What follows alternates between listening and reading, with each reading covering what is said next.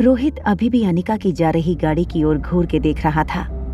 तभी चिराग मेहता रोहित के पास आकर धीमी आवाज में उससे कहने लगा, क्या आपको लगता है कि मिस अनिका कल आपके लिए कोई गिफ्ट लेकर आएंगी? रोहित ने गुस्से से आंखें बड़ी करते हुए चिराग की ओर देखा। चिराग ने तुरंत ही बात संभालते हुए रोहित से कहा, नहीं नहीं, मेरा मतलब है कि अगर वो आर्यन बाबा को इतना पसंद करती हैं, तो जरूर गिफ्ट लाएंगे। मगर मैं आपको सिर्फ इतना पूछना चाहता था कि अगर उन्होंने आर्यन बाबा का लिखा हुआ बर्थडे कार्ड मांग लिया तब क्या करेंगे? रोहित ने फिर से गुस्से में आंखें बड़ी करते हुए चिराग की ओर देखा और गाड़ी में बैठते हुए कहा, चलो अब घर चलते हैं।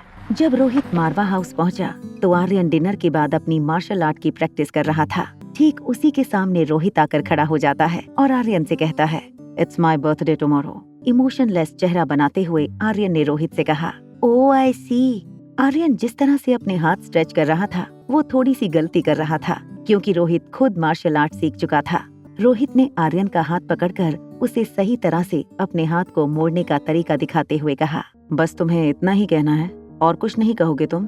बाकी बच्चे अपने पेरेंट्स के लिए बर्थडे कार्ड बनाते हैं, उन्हें बर्थडे पर विश करने के लिए उनके लिए कुछ सरप्राइज अरेंज करते हैं और भी बहुत कुछ करते हैं। क्या तुम मेरे लिए एक बर्थडे कार्ड भी नहीं लिख सकते? But I am a child, मैं ये नहीं करने वाला हूँ। रोहित की एप्लीकेशन को आर्यन ने बिना पढ़े ही रिजेक्ट कर दिया था। आर्यन के इस बिहेवियर से नाराज होकर रोहित आर्यन को बिना कुछ कही ही वहाँ से चला जाता है। पसीने से लथपथ आर्यन अपने बेडरूम की ओर चलने लगा। जैसे ही वो रोहित के वर्क टेबल के पास से गुजरा, उसने नोटिस किया कि रोहित अपने हाथों में स्केच पेन लेकर कार्ड पर कुछ लिख रहा था। आर्यन देखना चाहता था कि आखिर इतनी सीरियसली रोहित उस कार्ड में क्या लिख रहा था। आर्यन ये देखकर हैरान हो गया कि रोहित अपने लेफ्ट हैंड से कार्ड पर लिख रहा था। ये देखकर आर्यन को अपने डैड की मेंटल कंडीशन पर शक होने लगा था। रोहित अपने हाथों से एक ग्रीटिंग कार्ड पर हैप्पी बर्थडे डैडी लिख रहा था। ये देखकर आर्यन कंफ्यूज हो गया।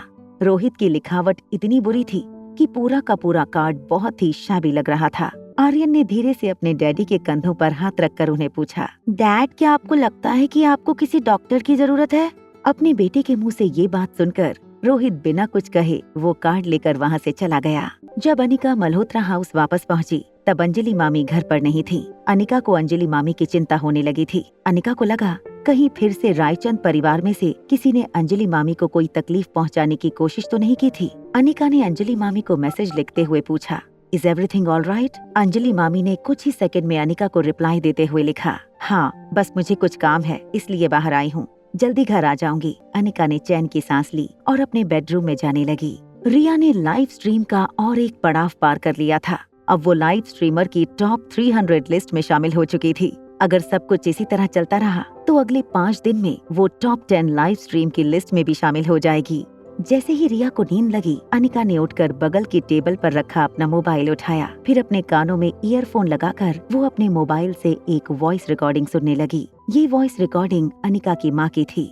थोड़ी देर अपनी मम्मी को याद करते हुए अनिका की आंखें कब भर आईं, इस बात का उसे भी पता नहीं चला। फिर अपने कानों से ईयरफोन निकालते हुए अनिका ने फिर से फोन पास रखे टेबल पर रख दिया और रिया के पास आकर सो गई। अनिका ने अपना एक हाथ अपनी आँखों पर रखकर सोने की कोशिश की, मगर न जाने क्यों आज अनिका को रोज की तरह नींद नहीं आ रही थी। बार बार अनिका के सामने उस पर्दे के पीछे बैठे आदमी का ख्याल आ रहा था। अगले दिन सुबह करीब 10:30 बजे रिया की मीठी आवाज से अनिका की आंखें खुली। माय स्वीट हार्ट, जाओ अब जाकर जल्दी से तैयार हो जाओ, आज हम तुम्हारे पापा का बर्थडे सेलिब्रेट करने उनके घर जा रहे हैं। ये क्या तुम सच कह रही हो मम्मी? रिया के सर पर हाथ घुमाते हुए अनिका ने भी रिया से कह दिया, मैं कभी झूठ बोलती हूँ क्या? मामा, क्या मुझे आज अपना गेटअप बदलना पड़ेगा ताकि मुझे कोई पहचान ना ले? आखिर मैं और आर्यन हमशक्ल है ना? नहीं, उसकी कोई जरूरत नहीं है। ये थैंक यू सो मच, मैं अभी ये बात आर्यन को बताती हूँ, उसका फैमिली बहुत जल्द पूरा होने वाला है। जैसे ही रिया दौड़कर अपना फोन उठाने लगी, अनिका ने उसे रोकते हुए पूछा, क्या तुम्हारे पास अपनी डैडी के लिए कोई बर्थडे प्रेजेंट है? क्या बड़े बच्चों से भी गिफ्ट एक्सपेक्ट करते हैं? मैं तो बहुत छोटी हूँ, मैं कैसे उनके लिए गिफ्ट ला सकती हूँ? डोंट वरी मम्मा, मैंने बहुत पहले ही डैड के लिए एक बर्थडे गिफ्ट तैयार रखी है। मैं उनके बर्थडे के दिन उनकी तारीफ करूँगी, एक गाना गाऊंगी जिसे सुनकर वो जरूर खुश हो जाएंगे, तुम देख लेना। अब जाओ, जल्दी से तैयार होकर आ जाओ, मैं नीचे तुम्हारा वेट करती हूँ। क्योंकि आज सैटरडे था, रिया की स्कूल में छुट्टी थी। श्रेया एक होटल में शिफ्ट हो गई थी। श्वेता फिर से प्रोडक्शन टीम के साथ मल्होत्रा फार्मास्यूटिकल की लेबोरेटरी में बिजी हो गई थी।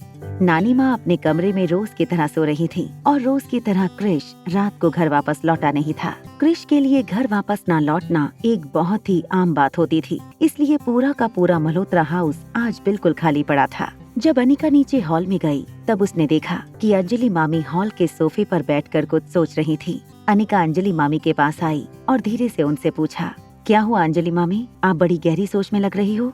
अंजलि मामी ने अपनी एक उंगली दोनों दांतों के बीच दबा कर रखी थी। अपने मुंह से उंगली निकालते हुए अंजलि मामी ने अनिका से कहा, बात यह है बेटा कि मीनाक्षी अपने पापा के घर वापस चली गई है।